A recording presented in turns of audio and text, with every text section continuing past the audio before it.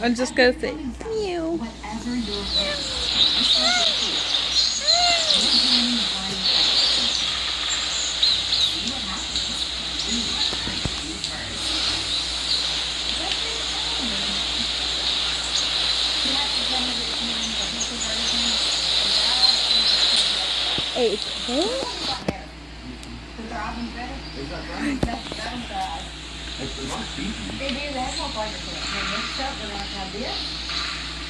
Look at me.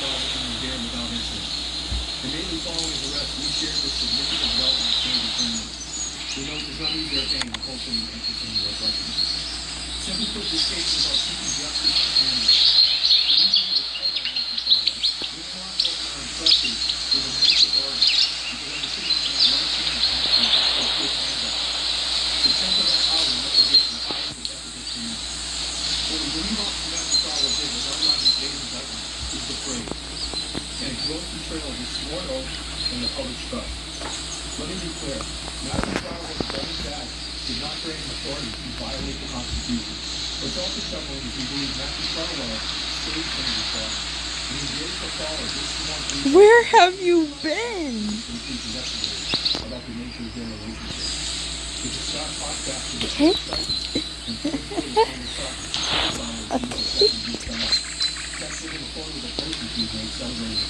Look at me, I'm just the cutest thing ever.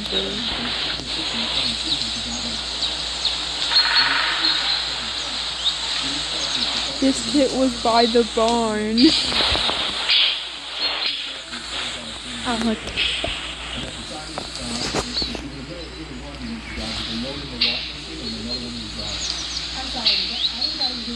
Damn. You can say that word? They're not in the middle of changing their laundry or within the washer to the dryer, which is what was happening when she was killed. And it was mentioned in the press conference. She's living it up. She's literally taking steps to be daily life and his hours of moving forward, not thinking of taking it. So now, not only the law enforcement release to indict and then have a press conference, but they also released even more documents. Documents that will reveal things that most people never. Why are there two kids, but one is white? Why are there two black and white kids? I don't understand. As many people would expect, there was plenty of documentation of the conversations that Matthew and Samuel were having over 6 years ago. And when I say plenty, I'm talking along the lines of 32 it was clear in many of these text messages that Matthew was worried about it getting out that he essentially was grooming and sexually harming Sandra from a very young age. That's based on the fact that he completely told Sandra Oreo host. Because there was messages with evidence of his conduct. And so we're then talking about the very first time that they had sex. And this first set of text messages took place in 2019, although the first time that they had sex was in 2013. But in this text exchange, Sandra told Matthew that she's glad that he got to be the wife of his virginity. And Matthew responded that it was a big thing to get to know. About a month later, in another text exchange, Matthew asked, what would you have done if you never used a condom and you never pulled out? And Sandra responded that she still had the same fear. In another one, in 2020, Sandra says, I had butterflies so bad that the day that you took my virginity. Matthew responds, me too, it was such a big day. Sandra says, I still know the date to this day. Matthew says, really? She says, yes. Matthew says, Sandra says, that's not a date that I have to have.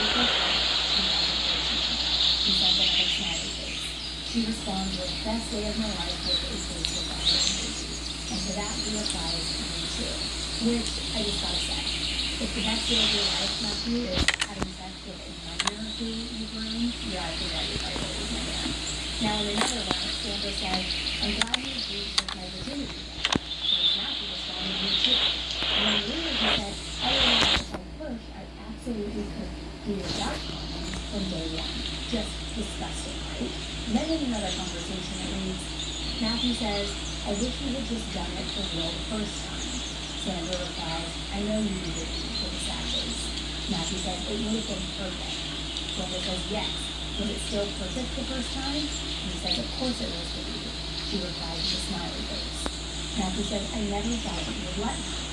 She replies, I never thought that you would. Matthew says, I wanted it so bad.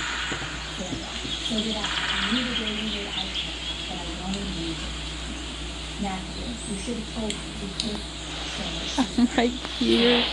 I'm black and white because he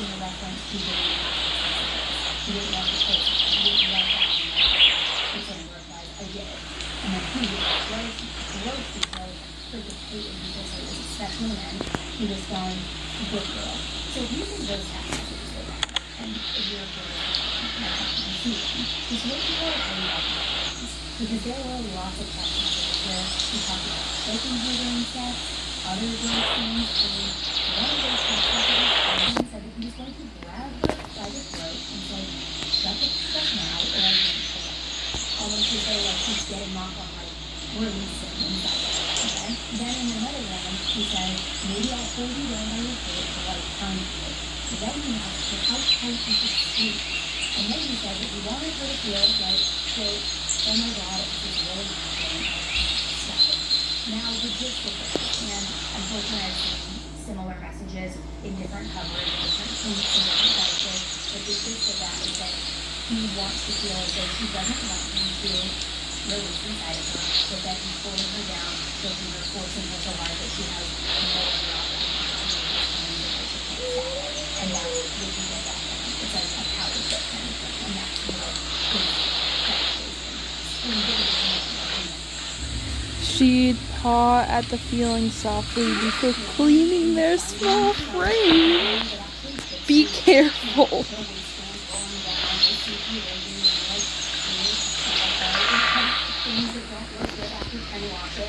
Well, that has been my experience with that one. And I have heard about that one for years, but I'll be honest, I kind of always thought that it was me or something. A abandoned new boutique. And we just have question mark, question mark, question mark. And the quality really surprised me. These pieces feel like a kind of high-end activewear that you spend like $200 on, but it's a fraction of the price. And the best part is the fit and the feel are just like so dialed in. Their joggers actually keep their shape. Their jackets are warm, but not bullshit. And everything's just like soft, breathable, durable. Glance at the incoming feeling. Kids are strange. Strange? You're calling me strange? I dare you to call at me again and see what happens. I just realized I'm recording.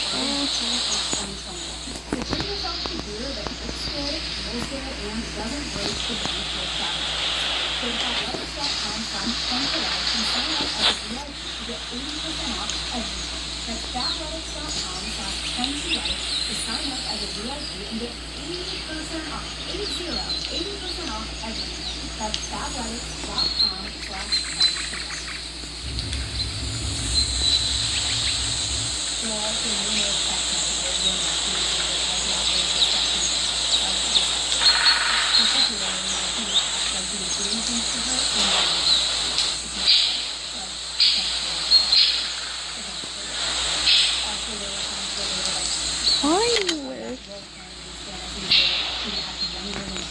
finally.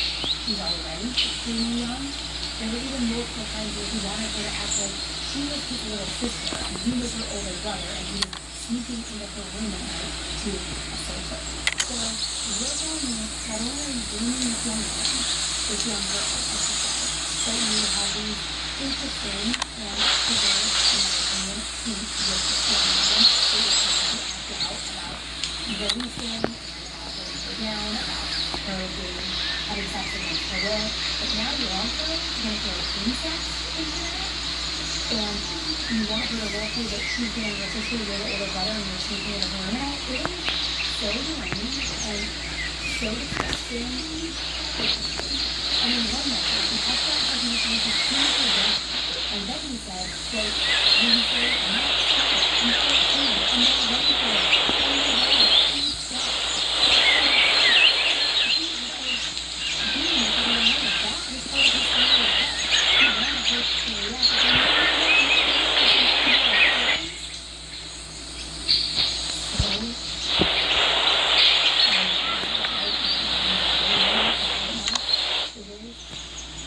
So disgusting and so enjoyable for any human being. It would be disgusting. This guy was in the wrong person.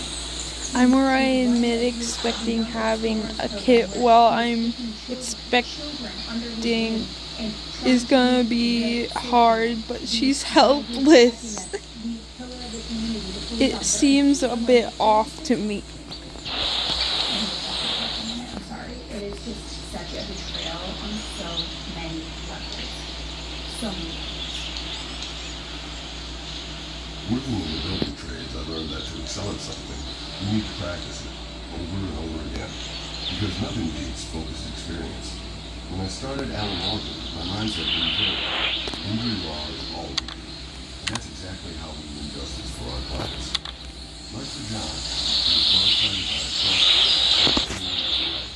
We fought for him so that today, his only concern in life is to get better. Fighting for his people is all we do.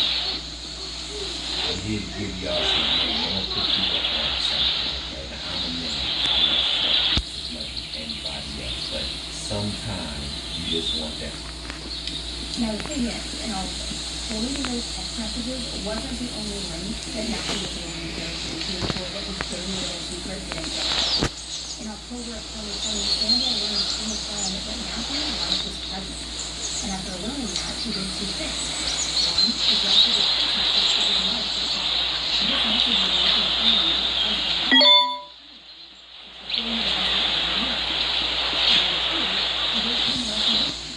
now, it doesn't seem like she ever sent that text message to Matthew's wife. But she said, if she had texted with the intention The sea kit would open her eyes for the first time, but she had one purple eye and one red eye. and of course, Matthew needed her to be sorry. Not only was he likely to get Aww. started grooming her and being to each other and having sex with her, but also he was meeting up with Sandra while he was on duty. I'm literally belly up. He could be federally charged for abuse, including lying about the hours he worked for compensation while he was working on the Sandra during that time. I mean, who knew? And Matthew really. So they made that agreement. He would try to give her a baby. She said, growing a sudden attachment to the creature. I'm not a creature, I'm a cat. Apparently, Matthew thought that the agreement was that Sandra and him would try once. Oh, there are 4 cats right now, and I'm overwhelmed. So over the next couple of months, they talked multiple times over text message about this baby thing. Then, on December 28th, What did I miss? I am here. Her cooling gaze flicked to the small kit, analyzing it with caution despite its small size and kiddish posture.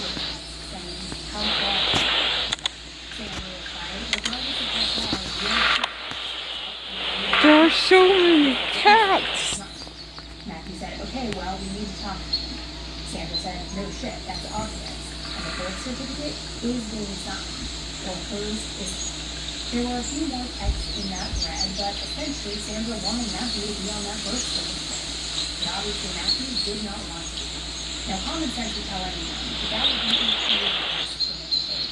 Not only professionally, but also personally. I mean, at the time of those messages, his wife was nearly 8 months pregnant. And shortly after Sandra told Matthew about her pregnancy, she started allegedly physically harming her, which he ended up disclosing to questions. One friend said that Matthew told Sandra, quote, "That's not my child. We don't want anything to do with it." And he still The kid would have her ears pinned because there are so many cats.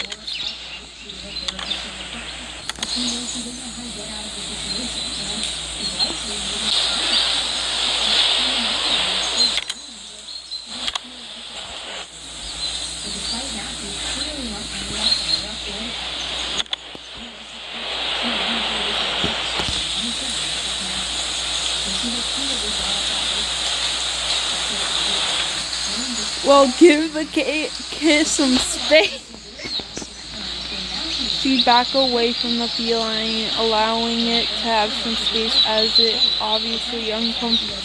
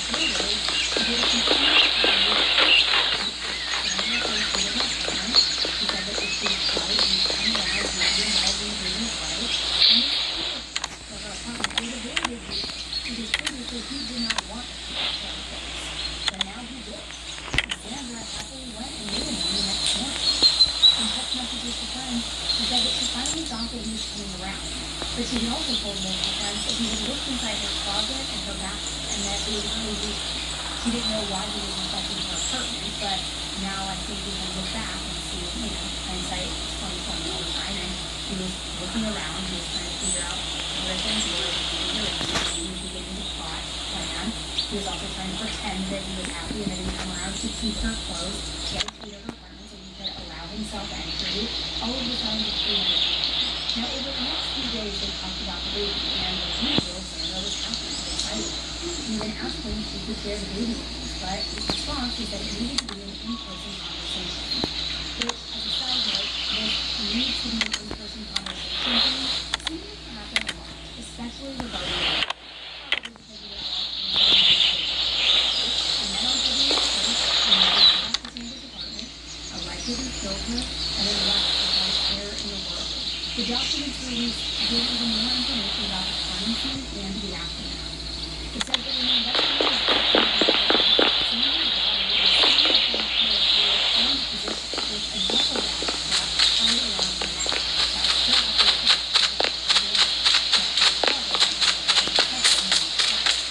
in the phone was also found in her when she was found. And the phone was analyzed by the FBI. It showed extremely black and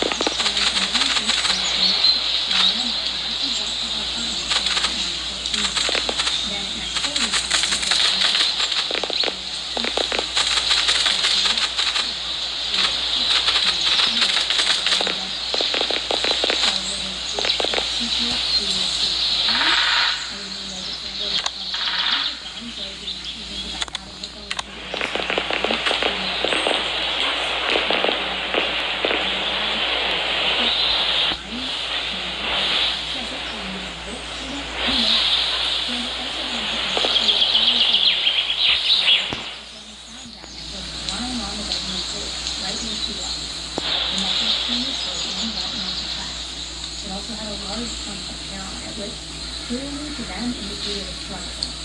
Her family also found that poster and that onesie that said, "We're going to be parents."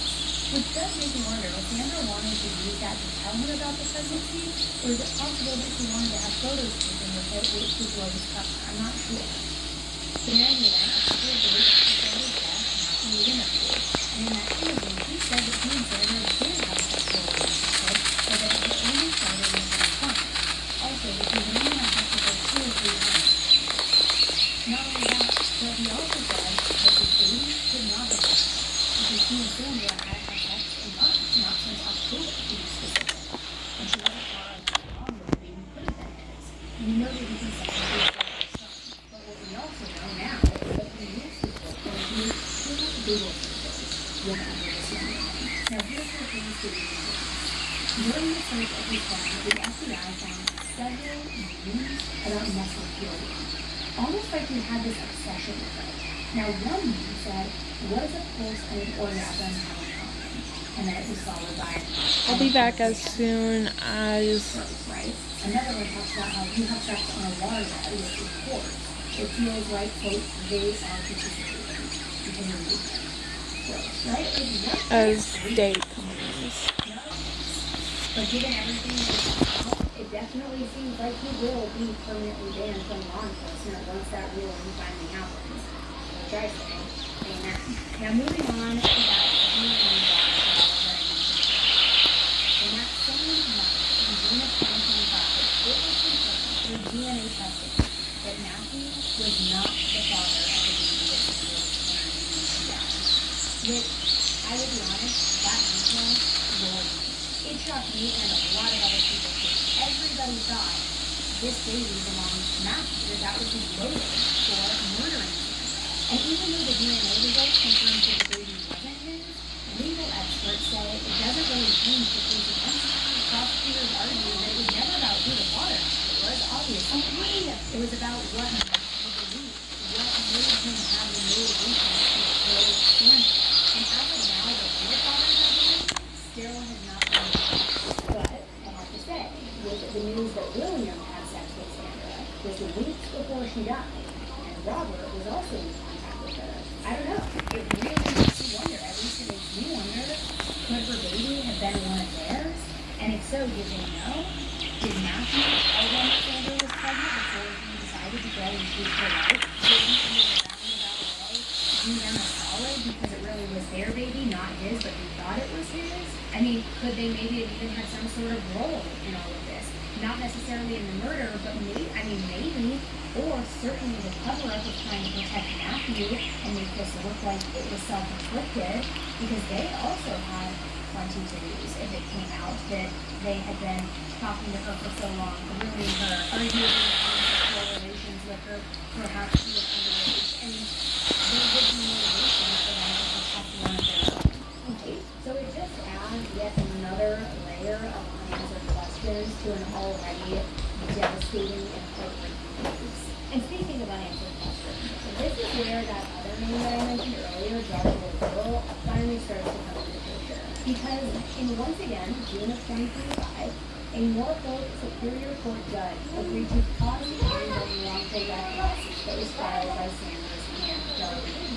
That lawsuit was originally filed back in 2022, and it named Matthew, William, Robert, and the town of Stoughton as its police department. And it also named the fourth officer, Joshua Peter.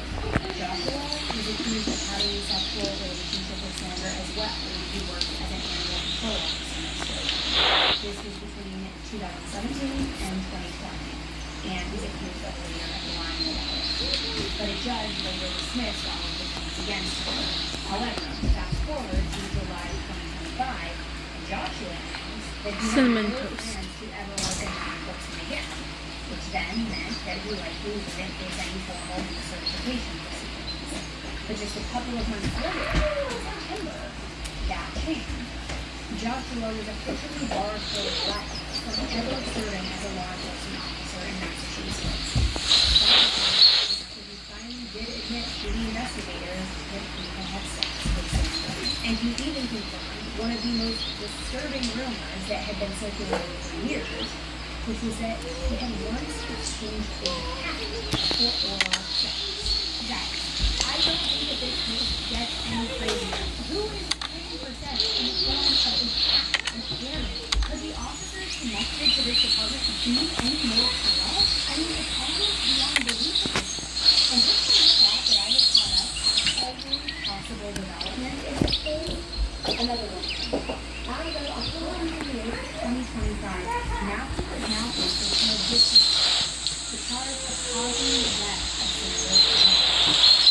Up until now, he has been specifically charged with abuse, and arguably the abuse as well.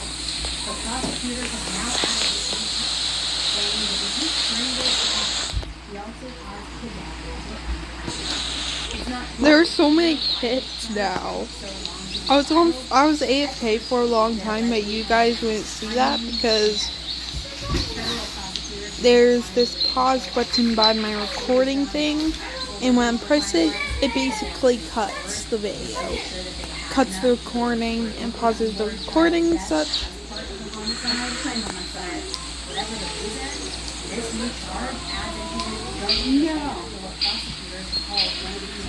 Hold on.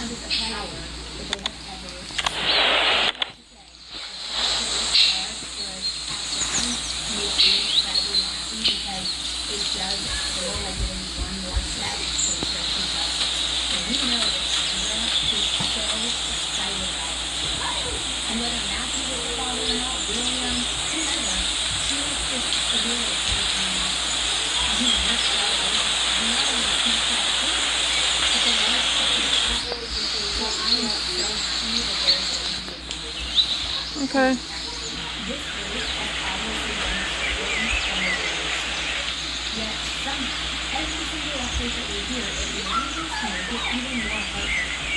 And for those of you wondering about the overlap between this case and the Kennedy case, both cases involve alleged homicides in Massachusetts.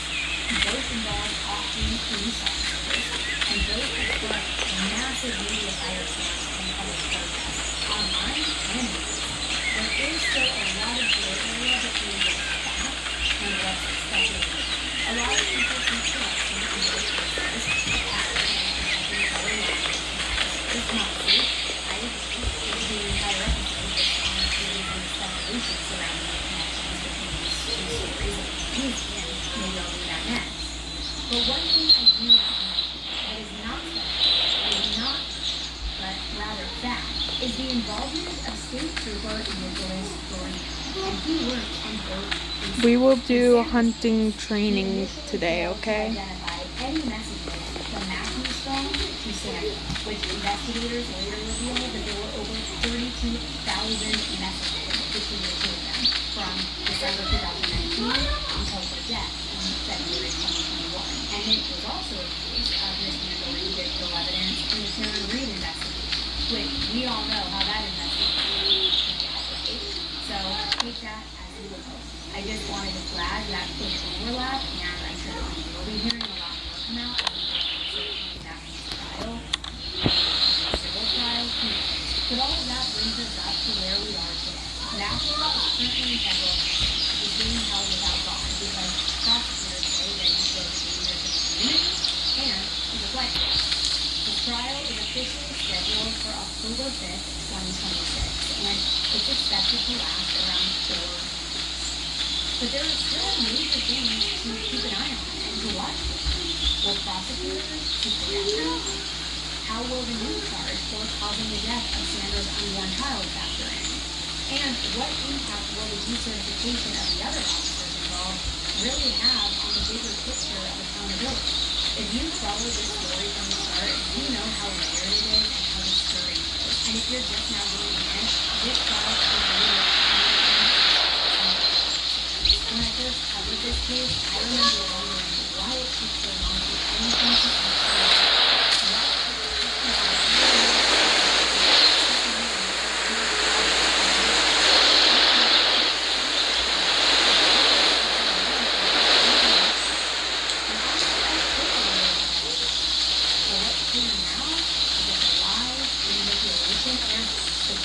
surrounding this case, they run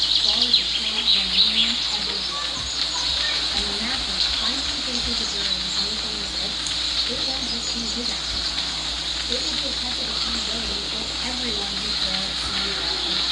Because even now, years later, there are still questions. Still people avoiding accountability. Still the community searching for the truth. And you know that I will keep you updated every step of the way and this move forward to trial. And hopefully for real justice. Maybe we'll even be there at the trial, in person. Who knows? I'm Annie Lee. Thanks again for listening, and as always,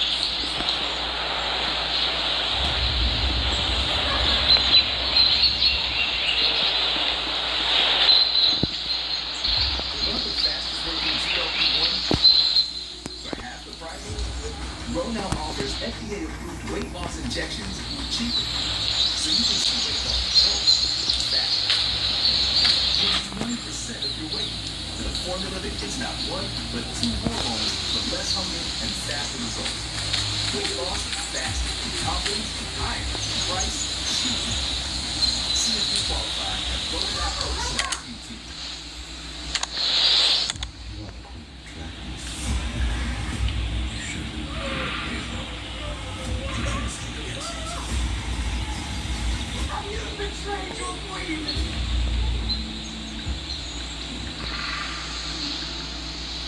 Today's episode is sponsored by BetterHelp. And you know, one thing I've realized as an adult is how easy it is to fall into the same negative patterns over and over again. Whether it's relationships, work, how we talk to ourselves, self-talk is obviously so important. It's so hard to break those cycles without the right from the outside support. And therapy is really helped me understand where those patterns come from, how to actually change them, how to acknowledge them, address them, fix them, rather than just recognize them. And that's why I think therapy is so powerful. Because it gives you the tools and the perspective that you may never have found or developed on your own. It's not about weakness. Going to therapy is a sign of strength. It's a sign of wellness, not weakness. And my sponsor, BetterHelp, makes starting therapy so simple. They'll connect you with a licensed therapist who is trained to listen, trained to help you work through whatever you're facing, whatever you're dealing with. And all you have to do is fill out a brief questionnaire, and then you'll get matched when you back. Did you get? You got a bird. I got a rabbit. BetterHelp even accepts both HSA and FSA offers, making it easier than ever to prioritize your mental health. So go to BetterHelp.com/10forlife or click the link in the description and get You really need to fix this. It's more hilarious. On a quiet October Saturday night in Northwest Philadelphia, Kata Scott was getting ready for her overnight shift at an assisted living facility. She tied her hair back, she grabbed her bag, she put her hand up her thigh, and she headed out. Now, Kata was beautiful. She was smart, she was driven, and she was so passionate about her work. But that night, there was this period of tension because for days, Kata had been receiving very strange, very unwanted phone calls. And I'm talking non-stop. These calls were coming from numbers that she did not even recognize. Some came during the day, others during the night. And she finally found herself actually being ahead while people were shooting her up. She was scared. She didn't understand what was happening. But even though that was happening, Kata still had to live her life. She still had to go to work. She had responsibilities. So she ended up brushing it off for the rest of the day. She went to work, and she had plans to meet with someone later in the day. And she had a feeling that she was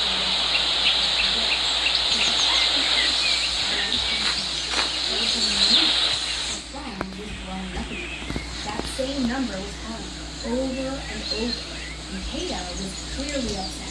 A coworker actually overheard her when she answered one of these phone calls, in which Kata said, "I can't believe that you're calling me about this." Then, a few minutes later, Kata walked outside. Now, when Kata's coworkers realized that she hadn't come back inside, they assumed that she had just stepped away for a few minutes. You know, maybe she took her break early, maybe she had to take a call, whatever it may be. But the thing is, she never came back. And then, the next morning, she didn't return home. Her family called her phone, but there was no answer. Her car was still parked at her job, but now her phone was off, and nobody could find her. And the events of the next 2 weeks, they rocked Philadelphia and resonated across the country. So who was Kata Scott? And who was the man that she was supposed to meet that night? Who had been calling her? I'm Annie Eves. This is Come to Life, and let's get to it. Okay, let's go to.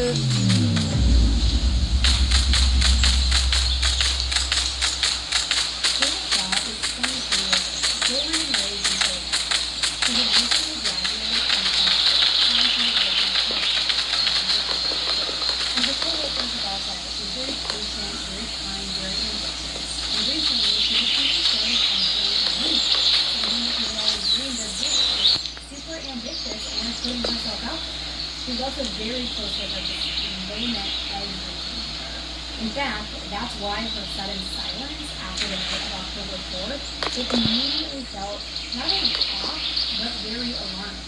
Her dad, Kevin, even had said, "She's my oldest daughter. I love her." And these last few days have been crazy, head spinning, just trying to figure out what's going on. And it just so important. Put this in the first two, please. The investigators traced Rita's phone number, and they discovered that 2 days before she disappeared, she had started receiving messages from the report she didn't have saved. And the access person had two witnesses. The person was called Pell. Now, Pell is later identified as Keelan Keith, a 21-year-old from Delaware. And a lot of news that I knew about this case, this case is still unfolding. Next episode, we're gonna not be role playing. We're gonna be making a more only using game passes. Friends, no prior work connections, but cell phone records showed that from October 2nd to October 4th, they exchanged many text messages and many phone calls. And on the night that Cleo married, Keon was the one who was calling her. In fact, he had called her over a dozen times in less than 30 minutes. And let's get into the exact details because they're very at 2:09 p.m. on Saturday, October 4th, after already receiving over 10 phone calls, Kayla texted him, "Call me when you're here." Then, 3 minutes later, her phone rang. I'll be back when. Now, as a wannabe gangster persona, Came back. It's not the next day, the but pictures that he took oh well. at game time or the selfies with this mean-looking face that looked cool and intimidating, they were all pretty much just a ruse. On the inside, he cared a lot about the people in his life, and he was kind of like a ride or die kind of person for the people he loved. And that became really clear when he got into his first relationship. It was 2010, and Seth was just 14 years old, which that's when he started dating a girl named Amber Wright, who was also 14. It's unclear how exactly they met, but once she came into his life, it was like nothing else mattered. Amber was all that he could think about. He wanted to spend every waking minute with her. And like a lot of high school relationships, things with them started very fast. And were kind of like a roller of just really intense emotions. Now in the beginning, Seth's mom, Sonia Jackson, was very happy he had a girlfriend. Just mentioning her name brought this huge smile to his face. So even though they were young, and let's be honest, the relationship wasn't destined to last, Seth was happy. So his mom Sonia described it as typical puppy love at first. Just happy, enamored with each other, over the moon. But things changed very quickly, and what started as sweet and innocent, it turned almost toxic overnight. Every little disagreement spiraled into these huge fights, and those fights didn't just stay between Seth and Amber. They started pulling other people into it. And before long, the drama was playing out in front of everyone. It was all over social media. They would bash each other on Facebook back and forth, saying the absolute worst things about each other. And to the people who saw it, it always seemed like they were just done with each other. Like, A dog. every time they broke up, they would stay broken up for good. We have a They would get back fox. together. But then, the following day, they would be right back together, just posting about how sorry they were, how much they loved each other. And it was just this cycle that would continue. So as you can imagine, over time, Seth's family came to not really like Amber. And I'm sure the feelings in her family were mutual. They clearly were just not a healthy pair. And like I said, that was in 2010 when they first met. Which I saw some sources With the that rhythm, the relationship look. lasted a little over a year. Then I saw some that said it was a little over 3 months. That was it. But either way, in March of 2011, it finally ended for good. And Seth was crushed. Now keep in mind, he was only 15, barely even high school at this point. He still had plenty of I'll be back when. plenty more people that he would meet in his life. But that It's didn't the matter. next day. He felt like his world was crumbling, like his life was over, which if you ever were in love in high school, you know how it is, right? And to pour salt in the wound, it really hadn't been an easy breakup, because Amber had cheated on him. Amber was also only 15 at the time, but now she had gotten herself this new 18-year-old boyfriend, older guy, more mature guy, more, everything. And his name was Michael Vargo. But instead of just moving on, Seth decided he was not going to accept what had happened. He wanted to convince Amber that he was the one for her, and that this Michael guy was nothing in comparison to him, or nothing in comparison to what they shared. And you would think that convincing her of that had walked Okay, I'm back. They began looking for where Seth could possibly be hiding, seeing if he had told any of his friends that he was skipping town, or if he was going over to another friend's house that night. Usually runaways, especially people that age, don't get too far. They don't have money, they don't have connections, it's difficult. So Monday night came around, and the investigators hadn't found out much information that was very helpful. They were trying to find people that might have seen Seth the night before or knew where he could be, but they didn't have any solid leads or answers. On top of that, Seth still hadn't come home. Okay, I'm back online, so That wasn't necessarily super out of the ordinary. But also, like I said, runaways do usually give up pretty fast, especially young runaways. Nobody would have been surprised if Seth had just walked through his parents' door that night and been, I'm sorry, give him a huge hug, sorry I made you worry. But he didn't. That's not what happened. Then, Tuesday morning, there was a huge break in Seth's face, and it wasn't what anybody was expecting. The break came from a single phone call that was made to investigators. On the other end of the line was a woman, and she was making a claim that was not only shocking, but almost impossible to believe. The woman calling in was Tracy Wright, and her two children were none other than Amber and Kyle. Remember, Kyle was Amber's half-brother. They shared the same mom. Now, law enforcement had already spoken to Tracy the day before. Hey, you're not supposed They to had ended up at her house. get back to camp. Kyle to ask them a few questions. Nothing too bad. So now her calling in, that wasn't necessarily strong, but it was what she said that shocked them the most. Because she claimed that Kyle had come to her and that he confessed. Can you- that he and his Can you friend stop bothering me? 15-year-old Seth Jackson. Now, right away, I gotta give credit where credit is due, because not to drop names, but unlike certain people in Twitter, like, I don't know, Dirty Roberta Laundry or Eddie Gucci's mom, they have all proven that parents would be very willing to help get things up for their kids and not turn their kids in. Meanwhile, here was Tracy calling in and saying exactly what Kyle had told her. So it really is just common courtesy and human decency. But still, I'm very thankful that she didn't immediately go and mean, how can I cover this up, that kind of way. So right away, the investigators were shocked by what she was saying. Like I said, they were giving Seth's case attention, but they definitely didn't think they were dealing with a possible homicide. So when they got this tip, they rushed over to Tracy's house. And that's where they learned the entire story of what had happened. And they also ended up making multiple arrests. Kyle and We're supposed to be getting herbs, don't kids? also arrested were two of their friends. A girl named Charlie, who was just 18 years old, and a 20-year-old. She here is a bagger. Knock, knock. By the way, that thing joke was from Eternal. Check out her channel. She's super good. Life-changing information.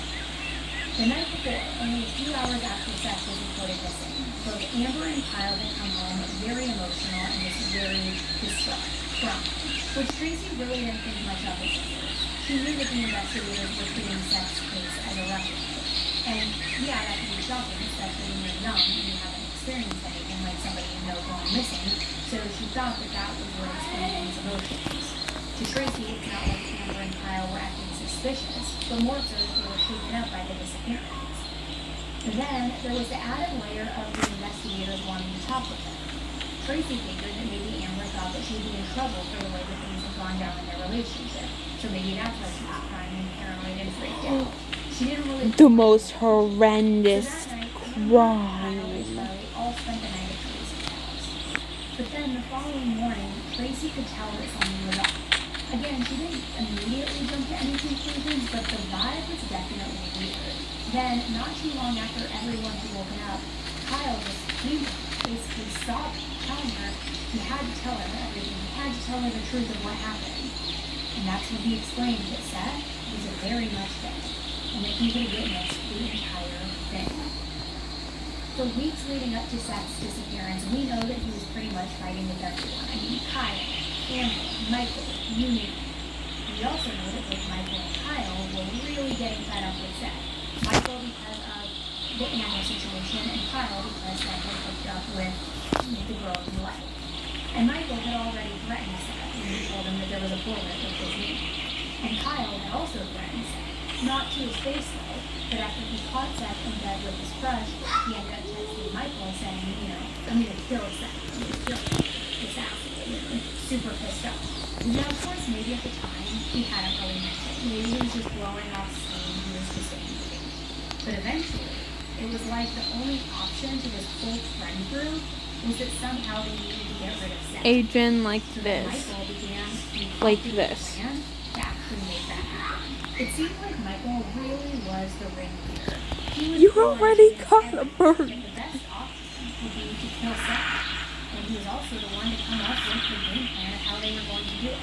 And that's not to diminish anybody else's involvement, because as you'll see and hear, nobody tried to stop him. So first, Michael decided that the easiest and best There's way to kill something Seth you should know. You can pick up the bird point blank shoot and him choose to in the steal gun. it. He had recently come into ownership of a 22 caliber gun, and the best part about this gun for his plan was that he had gotten it as a payment for doing some sort of odd job for somebody else. So the gun wasn't registered in his name or anything like that. Arguably untraceable. Now, why he was getting paid in guns instead of cash, who the heck knows? But they say birds of a feather flock together. So maybe this was just a normal thing for two shady people to do. We know that he had surrounded himself at some point with very shady characters. So everybody in the friend group knew that the trickiest part about all of this was going to be getting Seth to a place that was secluded enough and wouldn't draw any attention, making sure that he was also alone when he came. Because usually when the boys would get together to fight, Seth would bring a friend, or vice versa. So they wanted him to show up alone in a secluded space where nobody would expect anything to happen. So the group quickly decided that Amber would be the one to do more assessing. They tricked him into meeting him somewhere. And conveniently for them, almost everyone was staying at Charlie's house. Michael, Kyle, Justin, they had all moved in. Amber was still technically living with her mom Tracy, but she spent most of her time at Charlie's house too with all of them. So the murderer would have to be at Charlie's. And it was a standalone house that was a bit more secluded too. So it's not like any neighbors would be able to see or hear what was happening. The whole scene just seemed perfect for their plan. But the plan didn't stop there. Because for a 5-person murder plot to run smoothly, everyone needed a role, a job. That way they'd all be equally guilty. No, that's your bird. So it was decided that Amber would wait outside and lure Seth to the house, and that she would do this by offering him something that he couldn't resist, a chance of getting back together. Then, once Seth was walking up the road to Charlie's house, Amber would text Michael and Kyle to let them know to get in position.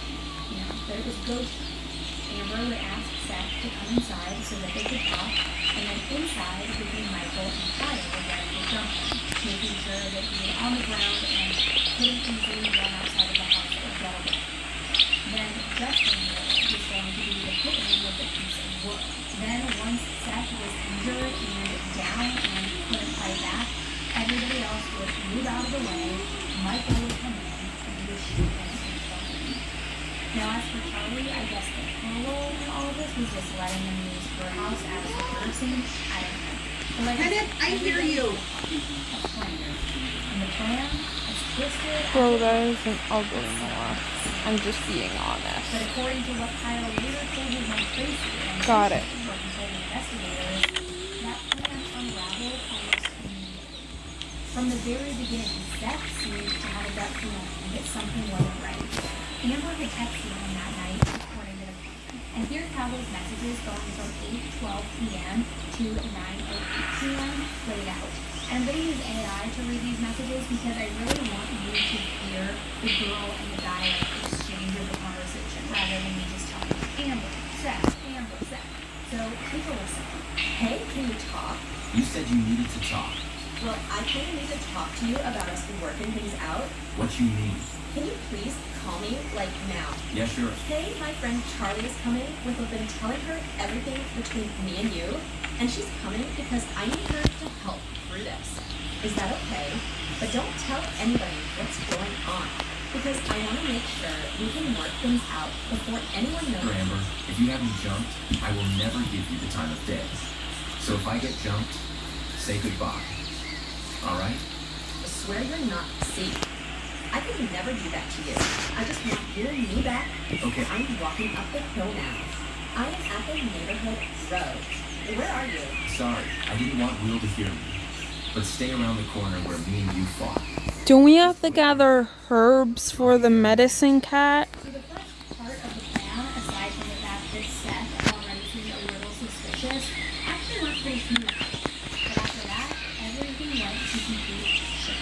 Starting with the fact that Amber forgot to text that Seth was there. So everything else just wasn't right. They weren't in standby position. Which, you think that if you're planning a little murder, that the bare minimum would be to get ready. But as you'll quickly realize, these were not criminal masterminds.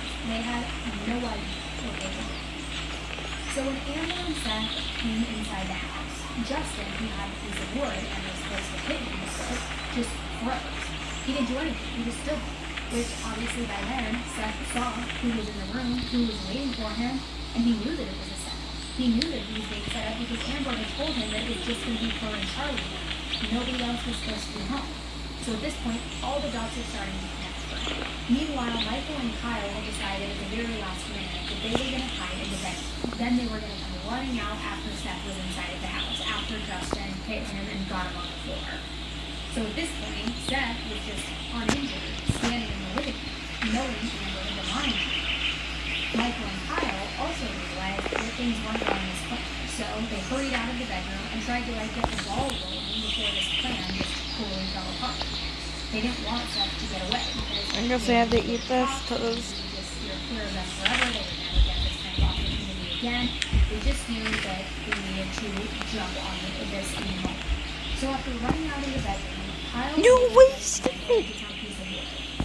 Are you kidding me? You wasted it. Now, where all this wood is coming from, I don't know. I'm going to assume there's like a fireplace in the house or a fire pit out back. I have no idea. So we just had a bunch of wood laying around. Don't know. But I don't know how many times Kyle hit Seth. But I do know that it was enough that Seth was caught off guard and he was unable to fight back. It wasn't at all a fair fight, to say the least.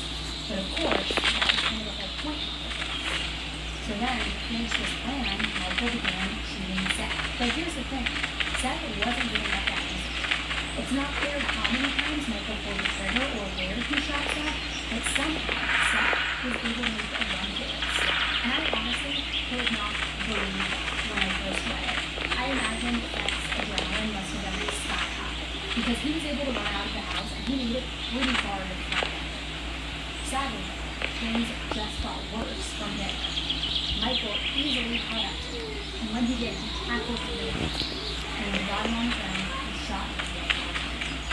Which I don't know the exact numbers of times that Seth had been shot at this point, but definitely still somehow miraculously alive and conscious. Congratulations. Then picked him up and they dragged him inside from the front yard. There, they threw him inside one of the bathtubs that was inside the house. And this next part, I just want to warn you, it breaks my heart and it makes me sick. But Michael made it very clear to everyone that the gunshots had just been to slow Seth down, to make sure that he couldn't run away. It wasn't meant to kill him. So he instructed everybody else to leave him and Seth alone, leave them in the bathroom together, because now he wanted to make sure that Seth knew exactly who was killing him. It's sick and it's horrific. It's like somebody who wants to torture their friend, right? And you add in the fact that Seth is still conscious, it just makes it Look so at them. disgusting and even worse. And as horrible as it sounds, it would have been easier if he had been passed out from blood loss or if one of the gunshots had killed him quickly. Then he could have died in peace or unknowingly, not in pain. But now, given the See, situation, Paul, let's go. Michael wasn't going to kill him in peace. So being the absolute cowards that they were, everybody else in the house just listened and relaxed. They left Michael and Seth in the bathroom alone, all while they went into the kitchen and into the living room, and sure enough, they heard any evidence of the struggle, sex, blood, and was listening in on what was going on. Eventually, during this, they heard more gunshots. That was followed by them Michael yelling and screaming. And even after Seth's body had given up at this point, he was no longer alive, he was no longer conscious, the rage inside Michael would not stop. And with cases like this, where more than one person is involved, I'm gonna grab some is herbs. always, I'll be back when see what that other person I got some. Kyle, her half-brother, and Seth's former best friend just stopped it, let it fire. For hours, making sure the fire never went out, but it just burned everything. And if you don't already know, your average backyard bonfire isn't going to reach the same temperatures as a finished one. Sure, it'll damage the body or burn the body, but it's not going to completely, like, incinerate it and get rid of it. Not like a furnishing or like a finished home. So the next morning, the same morning, when Seth's mom reported missing, the Bruce now had to get together to get rid of his limits, his charging. So they put Seth's charging limits into multiple pieces. Buckets that they were just found lying around the property. Then, after killing these buckets, a few of them quickly removed to a nearby quarry in Ocala, Florida. Now, apparently this quarry was a heavy wood and it wasn't easily accessible by car. And partly, it did get a lot of rock on the side of it. And so, I guess it seemed like it was a place to dump it out, or private parts, I should say. And all of it happened so quickly. It seemed like he was able to find the quarry to clean. But then, when Kyle was part of it all, clearly feeling something about the child, who had been too, it kind of just goes to show how quickly that road started to walk out, still managed to move. Yeah, a daylight warrior. Those are rare. Like I said earlier, almost everyone was immediately arrested. Everyone aside from Michael. As everybody else was being hauled off to the police station and being arrested, Michael was MIA. And the really interesting thing about this case is that pretty much all of the interrogation footage is out there and available, which that's something you don't see super often. Altogether, it's hours and hours and hours long, which I can't go over every little thing that every person said, otherwise it would be here until next year, but there are some highlights. I do want to take the time to go over some of these interviews, starting with Emily, because she may not have been the ringleader or the one to come up with this perfect murder plot, but she was the common denominator between everybody involved. She was the reason Michael even knew who Seth was in the first place. And what's crazy is that even after Kyle confessed to everything, Amber tried to play dumb. She tried to play victim. She described her texting Seth as being a natural thing, not something that was part of the plan. She said she just really wanted to talk to him. She really wanted to work things out. Just maybe thinking, if I say it enough, she'll believe me. So then Amber starts saying this next part, and just as a side note, in all of these interviews, they will sometimes refer to Justin by his nickname, Roach. Just Are you kidding letting me? time. So take a listen. So you're gonna tell me that He's still in game. I was like, where was Seth? So where was Kyle and Mike when you came back to the house? Kyle is in the living room. What is that in the living room? Okay. So he had no idea what to see Seth or that you came back from seeing Seth that you're aware of. Kyle is already. And Kyle didn't really know what Kyle doing. Kyle is sitting to the living room. And he was like, seeing and Mike seeing that. Okay, and then what happens? Seth comes out.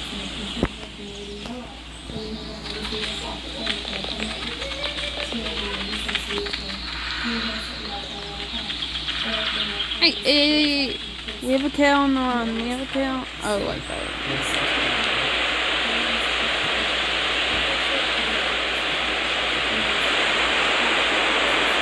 Where is Cowboy Drake?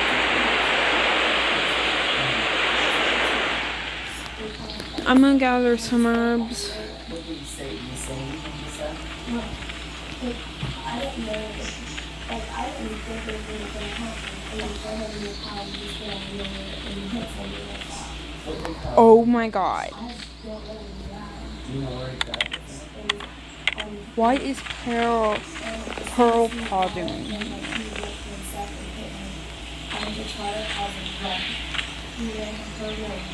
And then you pay a roll to open, and then you see it. Just said, yeah, get the F on my head.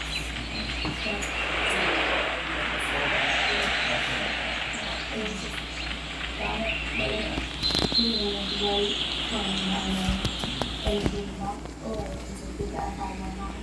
What exactly after that happened? He got it. And you told me like in the room, you know, basically, she no longer loved me, stay in the room. What did you just stand up in the chair? Did you stand up and walk out the door? Or? He jumped up, and that way we called the dog. And then we took it out the room. Going to the road, it was strong, and we just went gunshot, gunshot, gunshot. And after the radio, pharmacist told him they got fired. And the telephone, what did you just do? And then after what we did is, you say one way, whatever, I would have 2 more bodies. What was the what? With you inside? He just walks in the room, and if you say anything when you come out of this room, they just give you 2 bodies. So you can tell he was stuck in a really whole time. Did you hear Michael singing from the set? Because when I left him, Michael wasn't out there when you left him. he was just on the road, and then he played. How long was it before when you ran from the living room after Tyler hit set and you ran here? How long was it before you hit shot? How did you think Michael knew stuff was happening?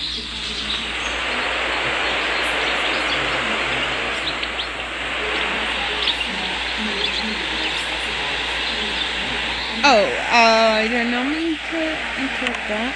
Side beat with Seth. But really, the main reason anyone had a problem with him was because of Amber. Yet, when push came to shove and law enforcement got involved, Amber pretty much threw everybody else besides herself and Charlie under the bus. Even her own brother.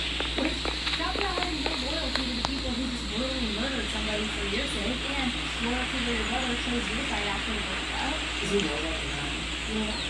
Okay, I might as well eat the herb.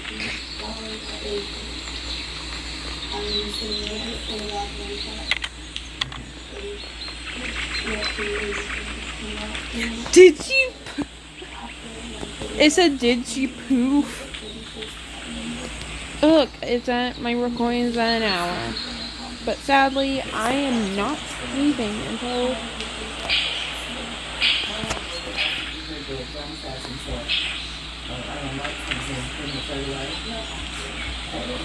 Oh no,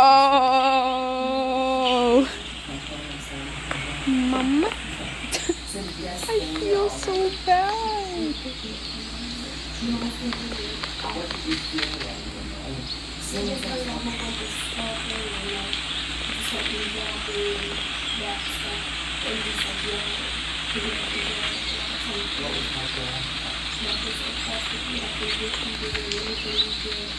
Are they still? They're still by it.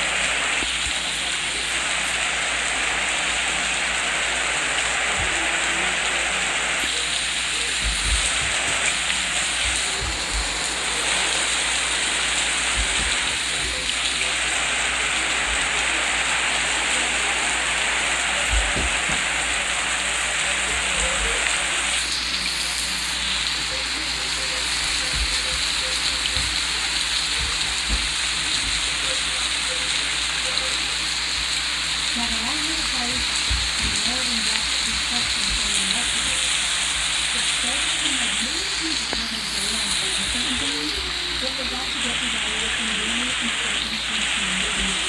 You can always read the guide for this or this, and you're always looking at this story that's completely contradictory.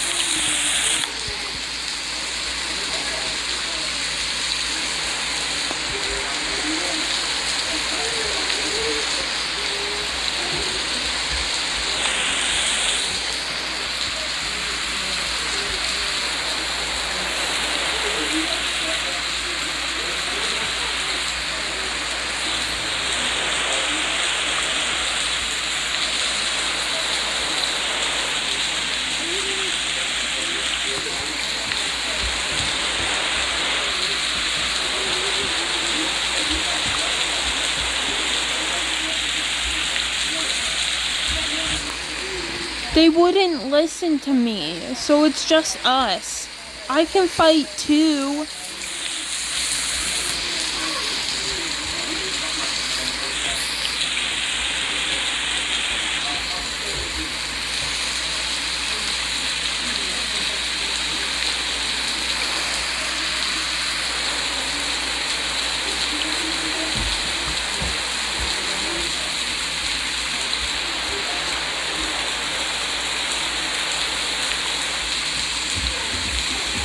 I will go try to fight.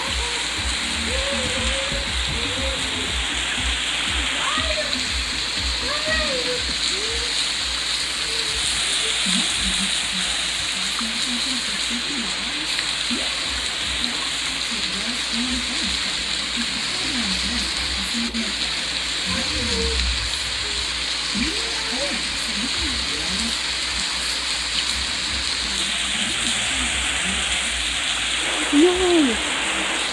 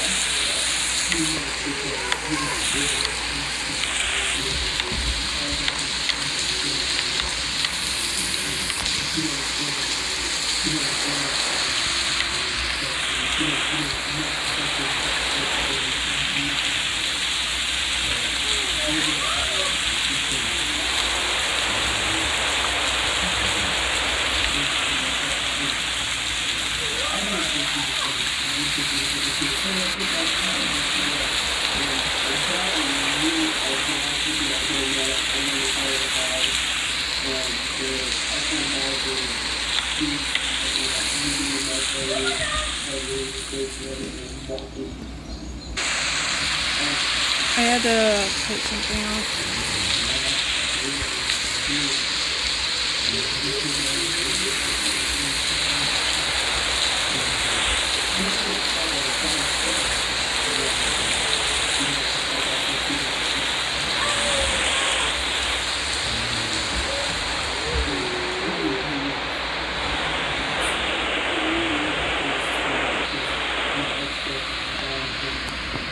Come on, run! Let's get back to camp.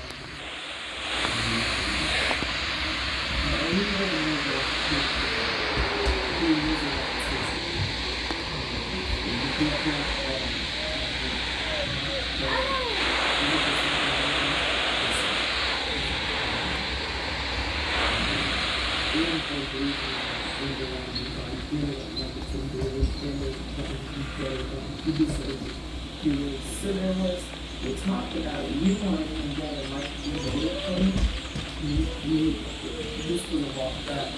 This was in the same day. And I wanted to get, I didn't want to go to the bathroom. He said, you can do it.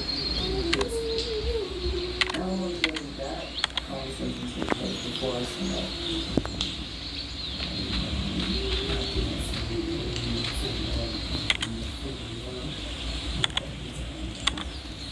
Come on Friday. This is 2 or about a month or so. So my mistake was you and numbers and microphone that always have. I wanted to get They attacked us.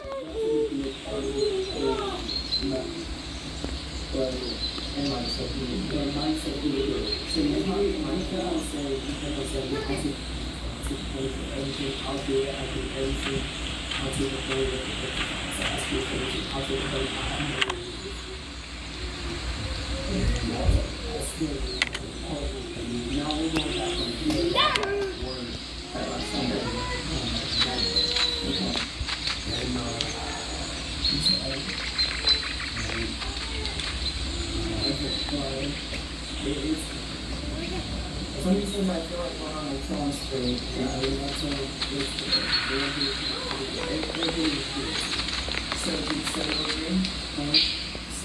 Come on. Euro.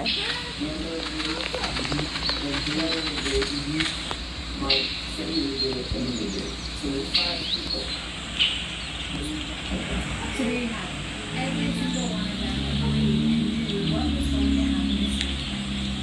Amber knew, Charlie knew, this whole story of the girls hiding in the bathroom scared out of their minds while the mental care divisions is total BS. They knew the entire time that by the end of the night, Seth was going to die.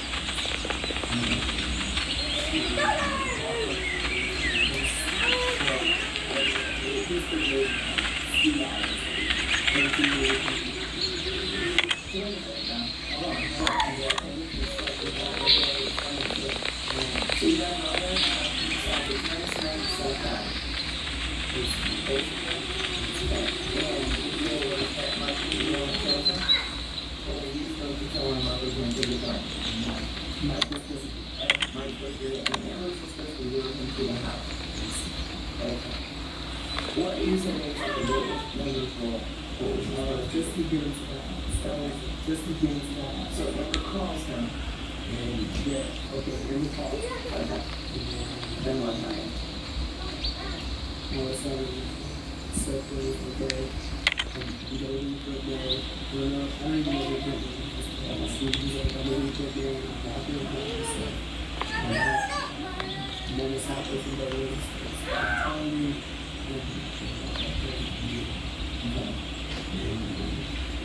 nurse and all type of things. It's not.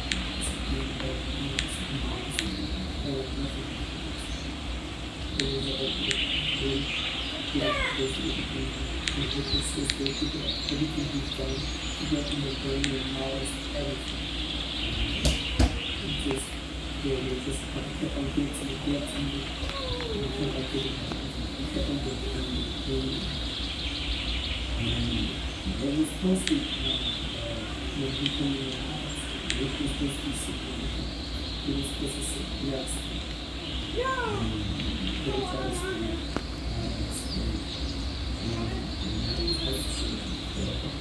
I sat down, I guess the key word was supposed to be what was supposed to be. Since I fought so bravely, I was going to hit him, and he wanted to knock out, Mike wanted to knock out, but again, it's nothing he did, nothing. Seth come in, me and Mike, and me and Mike and my friend, yeah, we were visiting. And supposedly, Amber and Charlie told Seth that nobody was at the house. And when they found police in the living room, couch, I guess they told me Seth kind of packed up and they were alone. And then I guess they were making, Charlie was making some wine. And I thought you were supposed to text before you come here or something like that. And I guess Amber and Luke were messing around with ice cubes or something like that in the kitchen. And I was like, yeah, I think it's the everything now. He's like, well, it's not, this thing is about to, it's like, it's everything now. What else? It's doing like a let's see. It's like a chat.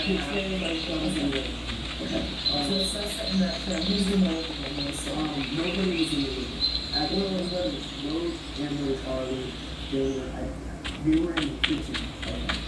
And then my sister, like, this house is like the east wing or west wing? No, this is just one. Yeah, that's like, it's just a double watch. It's just a double watch. Okay. And then, my son, you know, it's not going, it's gotta be done. We're going to give me a second to he said that we think about it. This is the way I think about it. Look at everything he said.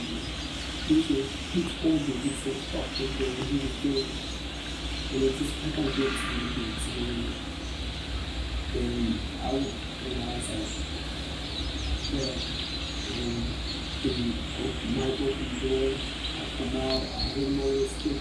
He was in the chair back when I didn't know the way to the stick. And it was 3 times.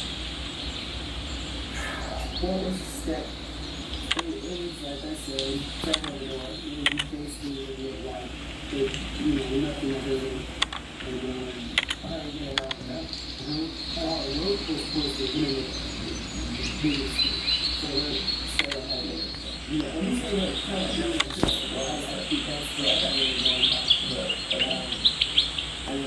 that's what he was supposed to do.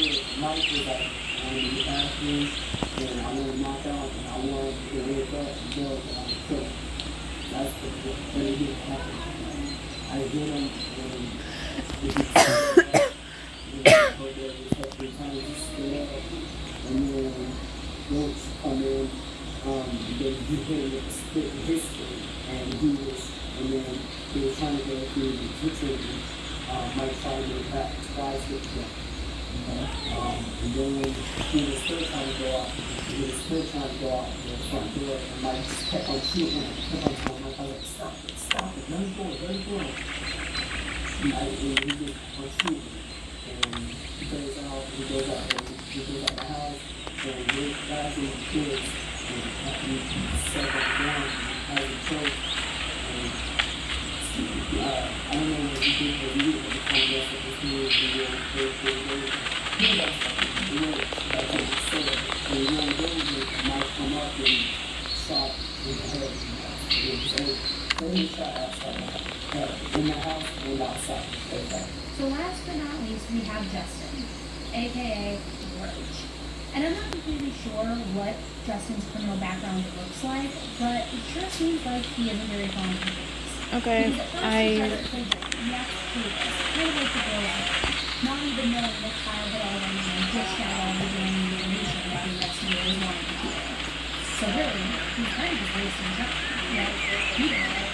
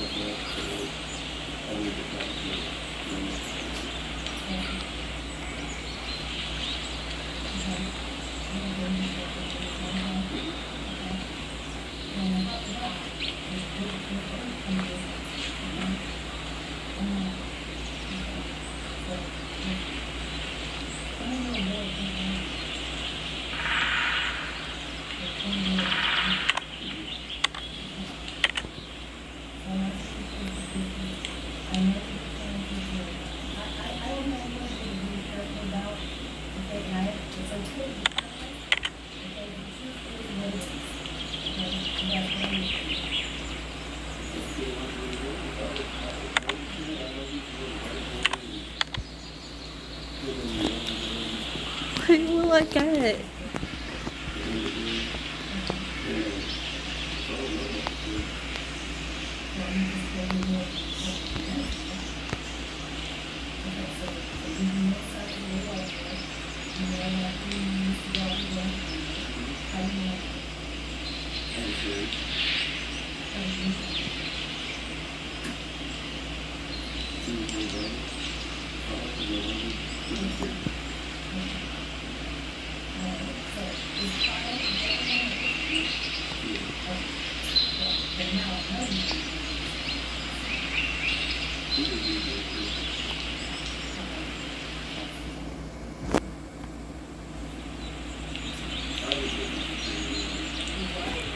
Sea claw.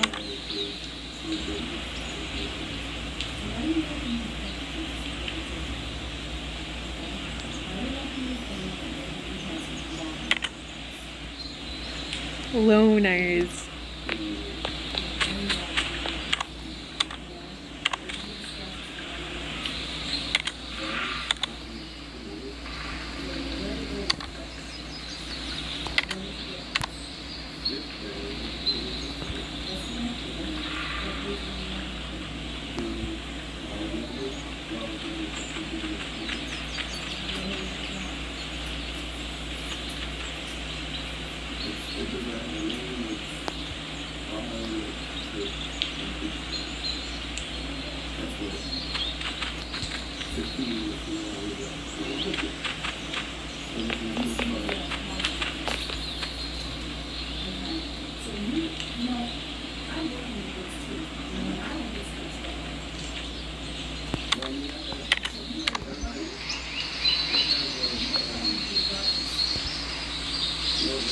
I got my warrior name because I fought braveries.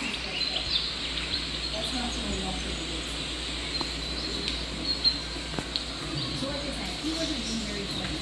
And it's not like he's funny story of favorite like number and Charlie. He was just straight up denying whatever I'm- happened. He didn't know who said what. I'm hesitating because And the interviewer really was not in it. And you could pretty much tell from the beginning. I'm not gonna have a chance. Then there's the fact that Kyle had already said everything that he needed to say. Really, everybody else in the interview was just a test to see if they would be honest. And they all, he got sick. And you know, it's funny because this is about to listen to that. Well, it's a different story, remember?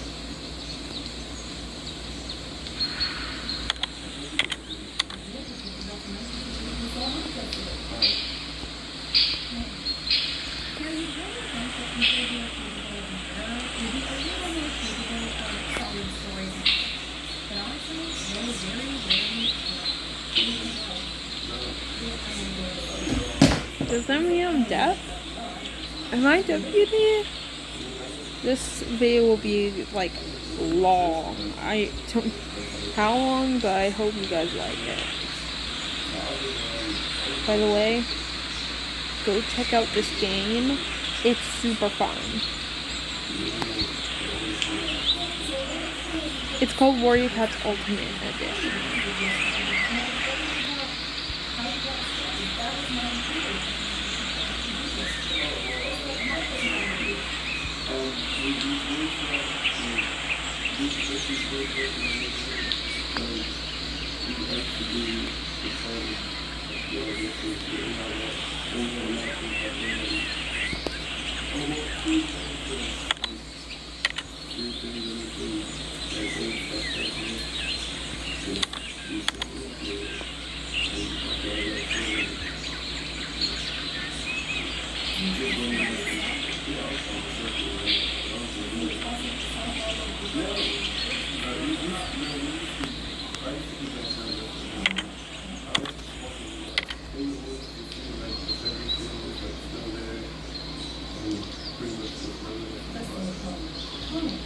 Okay, so like I said, none of these interrogations really matter as far as details and information goes. Kyle had already given them everything they needed. So they were all taken into custody and they were officially charged with first-degree murder. Now, while the interviews were going on, the detectives had secured warrants for multiple cases, kind of like the final piece of the puzzle to bring justice to each and every one of them. And the detectives were focused on three main things: Charlie's house, the quarry where Seth's remains allegedly were, and Michael's bedroom and his grandmother's house. Even though Michael was technically living with Charlie, he still had a bedroom at his grandmother's house, and the investigators had been pretty spot on when they decided to search for the case, because very quickly they found the murder weapon, or at least pieces, because there was an empty gun box as well as an empty .22 caliber gun cartridge. However, no actual ammo. Still, though, the evidence that they found at his grandma's house proved that he was in possession of the weapon. And at Charlie's house, there was even more detail. Each room the detectives searched in, they found more and more ammunition for a .22 caliber gun. Some rooms just had the casings, but some rooms still had live rounds. And at the quarry, just like Charlie promised, there they found Seth's scarred remains. I mean, these idiots have tried their hardest to get rid of any evidence, but they knew where to go. For one, there were also distinct footprints leading right to the body of the water where Kyle said that they wanted to be. Then, on the mossy, rock leading to the water, there were these drag marks, scrape marks, and moss just going down the water. They looked like something had been lowered down into the water, almost like it was scraping the side of the rock, not just thrown or tossed. So when they followed those markings in the water, there they found a lid to a 5-gallon bucket. And not long after that, they found multiple buckets. They were all wrapped with wires and cables, tied with cinder blocks on them, and they were to tie cinder blocks to a body or a duffel bag to some evidence that was buckets. And sure enough, that remains were inside buckets. Now, given that these remains were burned and then dispersed into multiple buckets, formally identifying them was pretty tricky. Extensive DNA testing was done, and from what I can tell, the results were a little bit different than what we're currently used to now. Court documents from the Supreme Court in Florida noted, quote, DNA testing established that it was 63,000 times more likely that the remains police found were from the biological child of Jackson's parents than a randomly chosen Caucasian individual in the U.S. population. So, they kind of identified the sex, but not like with 100% certain.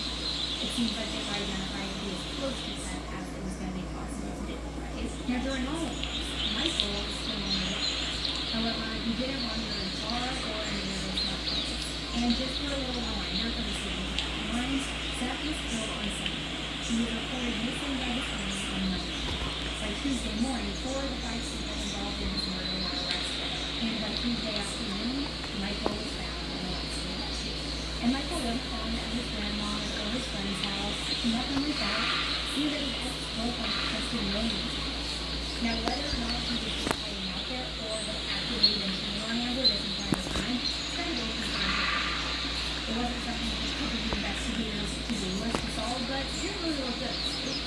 And regardless, I don't think I need to point out how ironic it is that Michael orchestrated the murder of a guy who had once dated his girlfriend, yet simultaneously still had a somewhat relationship with his ex, right? Which if there's one thing you know he's never doing, so by Tuesday night, everyone who was involved with Seth's murder was arrested and jailed, right where they came. Michael was also immediately taken into the investigation. However, not he was going to be cooperative, that was still up in the air. I mean, he had to have known that he was arrested and arrested, right? So at that point, it was up. And pretty much, as soon as he let me out of his opinion, he was begged to accept the murder. And also, as I said, Rick was actually completely unusual and smart choice. Sure, probably not. But it also just always reminded me of these people all about so good. So that's just the way I'll be going on board full with them. Oh my god. And he's like, you know, you talk to him, you're talking,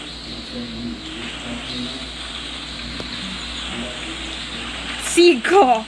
I'm in trouble.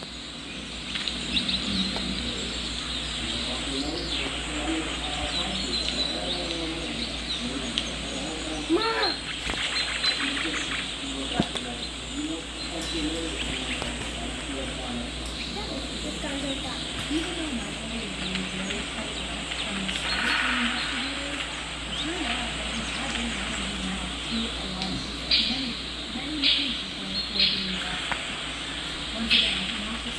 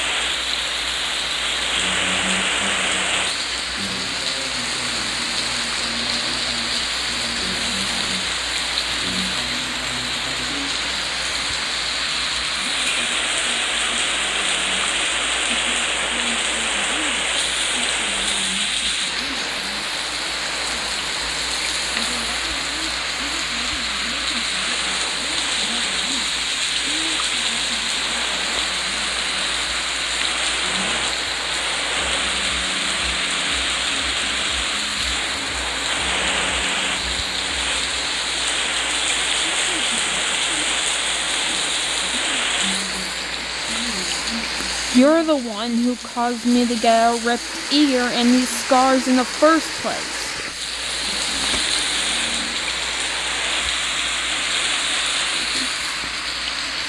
You caused me to get this ripped ear and the scars I have today.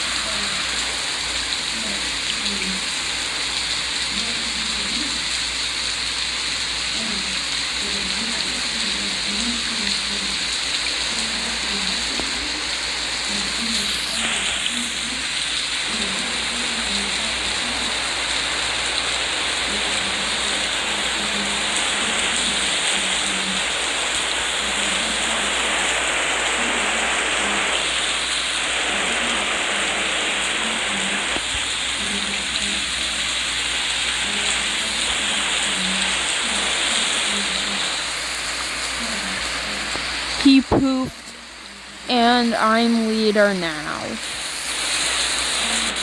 He poofed.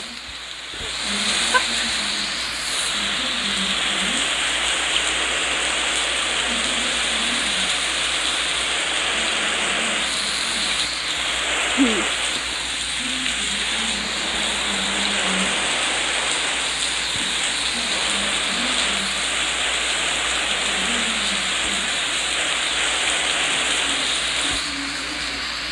I'm leader now because he chose me.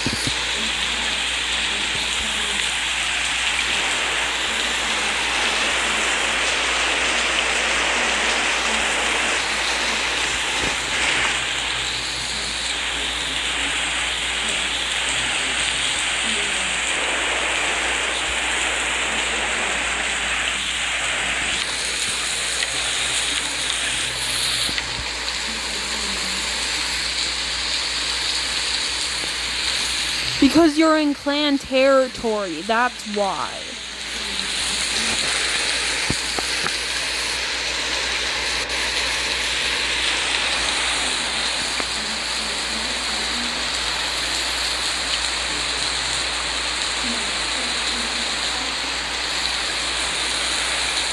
Dodges.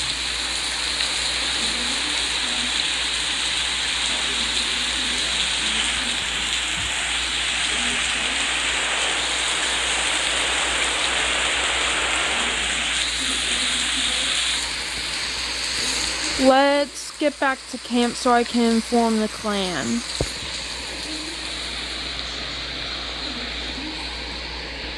Let's get back to camp so I can inform the clan.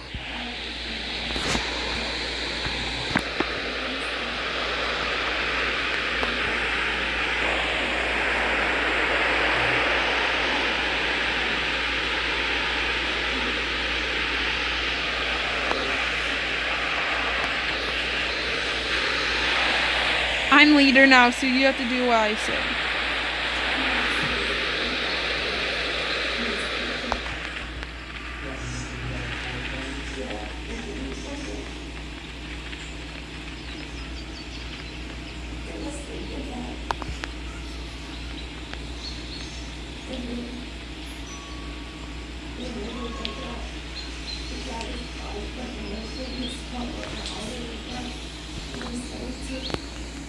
I'm leader now. The old leader passed away from a rogue fight. Now notice he didn't mention Amber being his girlfriend at all in all this because he was of course staying with his girlfriend at her house. I mean, and basically he was just saying way too much to these people who opened up really no evidence. And that was clearly by them talking with the police, sharing everything.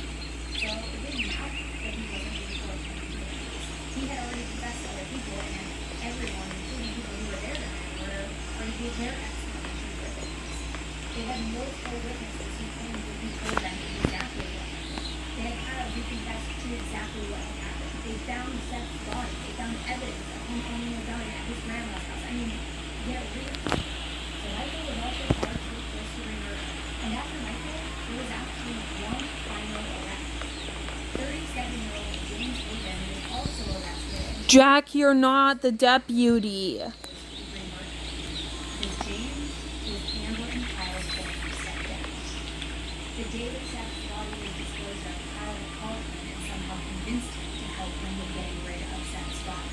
Which again is why I got to give credit for credit to Tracy. And it seems like she's the only one in the family who has the head screwed on right. It was like, no. I'm the deputy. Now back to Michael.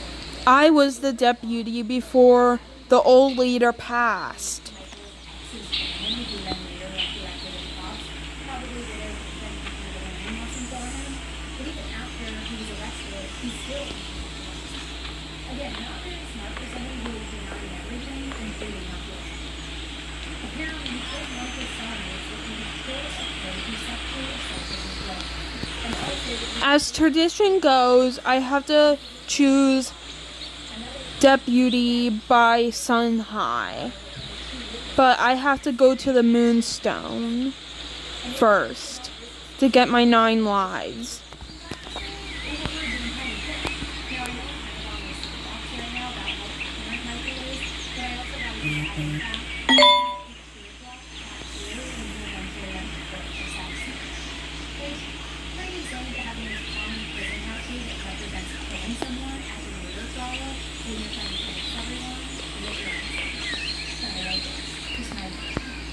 Step up if you want to be deputy.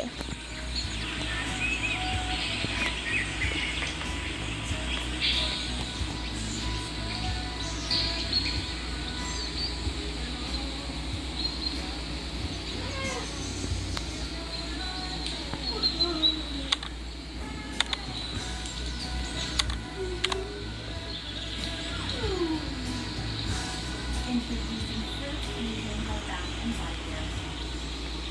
All us, just like my dad said, it's just that my daughter lives in Iowa Park, and insurance companies try to take advantage of us during her recovery, pressuring us to take a small settlement at the Cameron Law Office. Will you accept this role with honor and loyalty? Will you lead by my side? Stop harassing us, and the Cameron Law Office protected my daughter, and for that, I'll be there. All us, just like my dad said, it's just that So the 6 people involved in Seth's murder, there were 3 people who either were Yes! Yes, ma'am. because Charlie, Justin, and all pleaded guilty to the charges against them. And from the very beginning, prosecutors had made clear that they were going to push for the death penalty for everybody involved, and that threat clearly affected those 3. But it ended up being a very challenging for Charlie, because even though she was given life in prison, she only served 9 years before being released in 2020. As for Justin, he was handed a life in prison sentence as well, and he still remains there to this day. James was given up to 30 years. But as for the 3 people who were arguably the most involved and most to blame for Seth's murder, they all decided to go to trial. And for time's sake, I won't Are you kidding me? Vortex Claw, you can't be following me.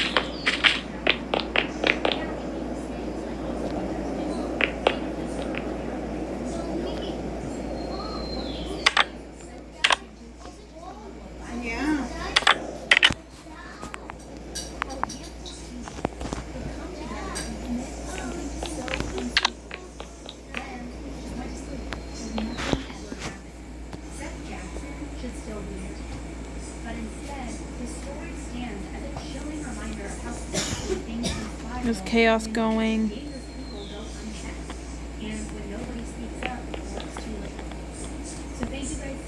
Does that mean I can't be leader now?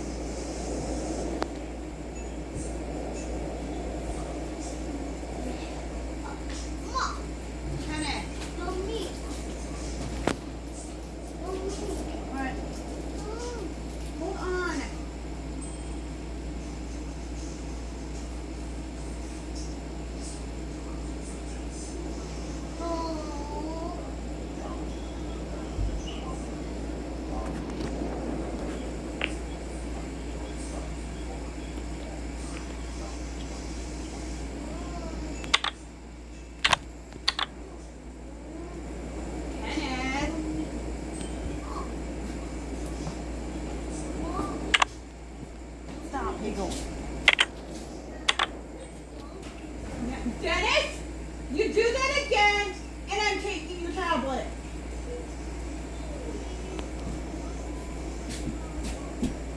Stop. Or I will sit on you and put that stupid cone on you.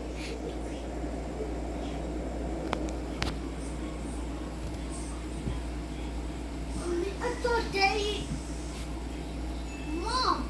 Kenneth! I didn't know we. Yeah, I'm trying to friggin'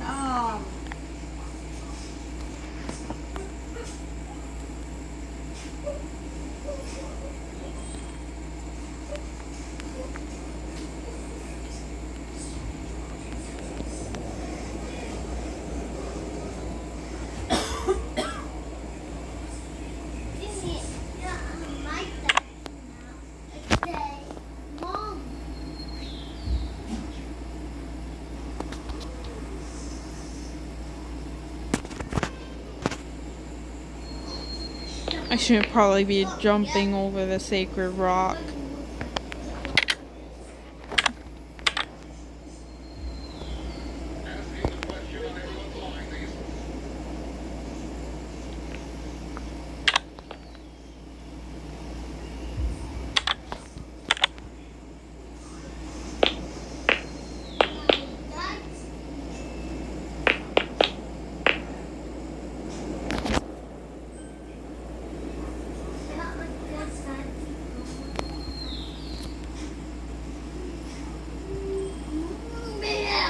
Mom.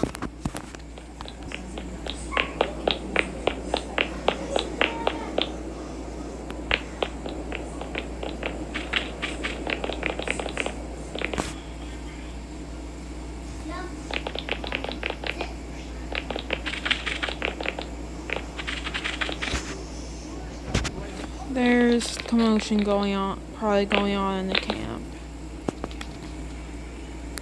We should probably get back before something happens.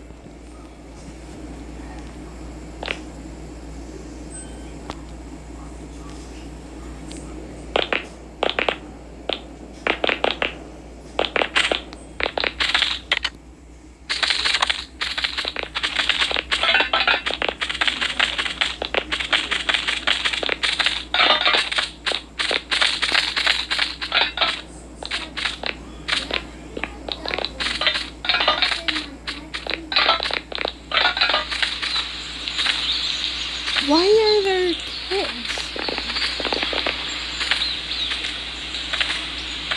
No. Save the kids.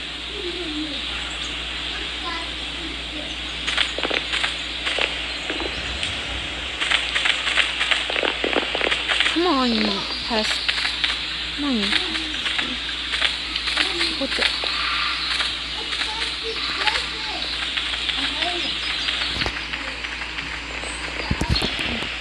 Come on.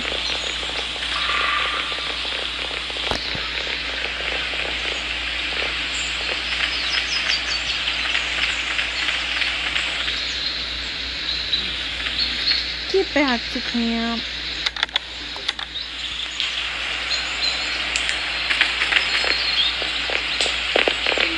Are you?